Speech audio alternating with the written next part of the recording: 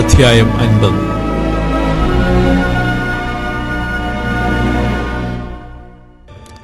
യഹോവ ഇപ്രകാരം അരുളിച്ചെയ്യുന്നു: ഞാൻ നിങ്ങളുടെ അമ്മയെ ഉപേക്ഷിച്ചു കളഞ്ഞതിന്റെ ഉപേക്ഷണപത്രം എവിടെ? അല്ല, എന്റെ കടക്കാരിൽ ആർക്കാകുന്നു ഞാൻ നിങ്ങളെ വിറ്റുകളഞ്ഞത്? നിങ്ങളുടെ അകൃത്യങ്ങളാൽ നിങ്ങൾ നിങ്ങളെ തന്നെ വിറ്റുകളഞ്ഞു. നിങ്ങളുടെ ലംഘനങ്ങളാൽ നിങ്ങളുടെ അമ്മ ഉപേക്ഷിക്കപ്പെട്ടുമിരിക്കുന്നു. ഞാൻ വന്നപ്പോൾ ആരും ഇല്ലാതിരിപ്പാനും ഞാൻ വിളിച്ചപ്പോൾ ആരും ഉത്തരം പറയാതിരിപ്പാനും സംഗതി എന്ത്? വീണ്ടെടുപ്പാൻ കഴിയാതെ വണ്ണം എന്റെ കൈ വാസ്തവമായി കുറുകിയിരിക്കുന്നുവോ? അല്ല, വിടുവിപ്പാൻ എനിക്ക് ശക്തിയില്ലയോ? ഇതാ, എന്റെ ശാസനം കൊണ്ട് ഞാൻ സമുദ്രത്തെ വറ്റിച്ചു കളയും, നദികളെ മരുഭൂമികളാക്കുന്നു. വെള്ളമില്ലായികയാൽ അവയിലെ മത്സ്യം ദാഹം കൊണ്ട് ചത്തുനാറും.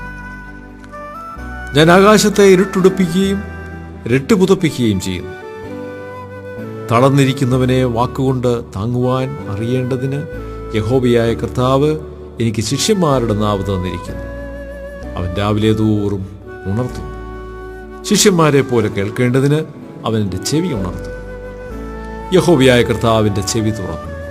ഞാനോ മറുത്തു നിന്നില്ല, പിന്തിരിഞ്ഞതുമില്ല. അടിക്കുന്നവർക്ക് ഞാൻ എൻ്റെ മുതുകും രോമം പറിക്കുന്നവർക്ക് എൻ്റെ കവിളും കാണിച്ചു കൊടുത്തു. എൻ്റെ മുഖം നിന്ദയ്ക്കും തുപ്പലിനും മറച്ചിട്ടുമില്ല. യഹോവയായ കർത്താവിനെ സഹായിക്കും. അതുകൊണ്ട് ഞാൻ അമ്പരന്നു പോകുകയില്ല. അതുകൊണ്ട് ഞാൻ എൻ്റെ മുഖം തീക്കല്ല് പോലെ ആക്കിയിരിക്കുന്നു. ഞാൻ ലജ്ജിച്ചു പോകുകയില്ല എന്ന് ഞാൻ അറിയുന്നു. എന്നെ നീതീകരിക്കുന്നവൻ സമീപത്തുണ്ട്. എന്നോട് വാദിക്കുന്നവൻ ആര്? നമുക്ക് തമ്മിൽ നോക്കാം. എൻ്റെ പ്രതിയോഗി ആര്? അവനിങ്ങ് വരട്ടെ.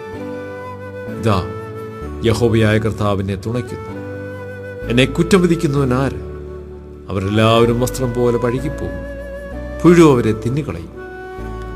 നിങ്ങളിൽ യഹോവയെ ഭയപ്പെടുകയും അവന്റെ ദാസന്റെ വാക്ക് കേട്ടനുസരിക്കുകയും ചെയ്യുന്നവൻ ആര്? തനിക്ക് പ്രകാശമില്ലാതെ അന്ധകാരത്തിൽ നടന്നാലും അവൻ യഹോവയുടെ നാമത്തിൽ ആശ്രയിച്ച് തന്റെ ദൈവത്തിന്മേൽ ചാരിക്കൊള്ളട്ടെ. ഹാ, തീ കത്തിച്ച് തീയമ്പുകൾ അരയ്ക്ക് കിട്ടുന്നവരെ, നിങ്ങളെല്ലാവരും നിങ്ങളുടെ തീയുടെ വെളിച്ചത്തിലും നിങ്ങൾ കൊളുത്തിയിരിക്കുന്ന തീയമ്പുകളുടെ ഇടയിലും നടപ്പീൻ. എൻ്റെ കയ്യാൽ ഇത് നിങ്ങൾക്ക് ഭവിക്കും. നിങ്ങൾ വ്യസനത്തോടെ കിടക്കേണ്ടി വരും.